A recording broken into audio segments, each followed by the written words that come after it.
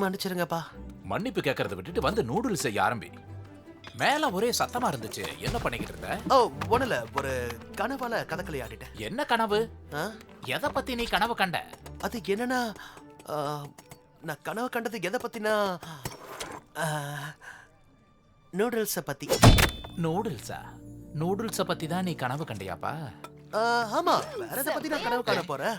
ஓ, ஜாக்கிரதை, அது சூப் ரொம்ப சூடா இருக்கும். ஓ, சந்தோஷமா இருக்குப்பா. ஒரு வழியா என் மகனுக்கு நூடுல்ஸ பத்தின கனவு வந்துருச்சு. இந்த நாளுக்காக நான் எத்தனை நாள் காத்துக்கிட்டு இருந்தா தெரியுமா? இது ஒரு அடையாளம் போ.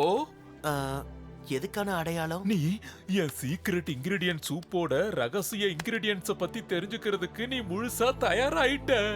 இதுக்கப்புறம் உன்னோட எதிர்காலமே மாற போகுது. இந்த ரெஸ்டாரண்ட் நீயே எடுத்து நடத்தலாம். இப்படிதான் எங்க அப்பா கிட்ட இருந்து இதை நான் எடுத்து நடத்தினேன். அவரோட அப்பா மாச்சாங் விளையாட்டுல தன்னோட ஃப்ரெண்டை தோக்கடிச்சு இதை எடுத்து நடத்தினாரு. அப்பா அப்பா அப்பா அது ஒரு சாதாரண கனவுதான். இல்ல, அது ஒரு முக்கியமான கனவு. நம்ம குடும்பமே நூடுல் குடும்பம். இந்த வேலை நம்ம ரத்தத்திலேயே ஊறி இருக்கு. ஆனா அப்பா, நீங்க எதை தவிர வேற எதையுமே செய்ய முயற்சி பண்ணது இல்லையா? நூடுல்ஸ் பிசினஸ் தவிர வேற ஏதாவது? ஆக்சுவலா சின்ன வயசுல நான் ரொம்ப துருதுருன்னு இருப்பேன். வீட்டை விட்டு ஓடி போய் டோஃபு செய்யறது எப்படிங்கறத கத்துக்கலாம்னு நினைச்சேன். நீங்க ஏன் அதை பண்ணல? ஓ, எல்லாத்துக்கும் காரணம் அந்த கனவு தான். நான் டோஃபு பண்றத கொஞ்சம் கற்பனை பண்ணி பாரேன்.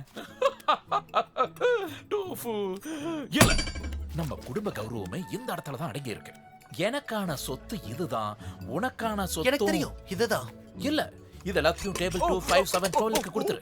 சிரிச்ச முகத்தோட சர்வீஸ் பண்ணணும்னே.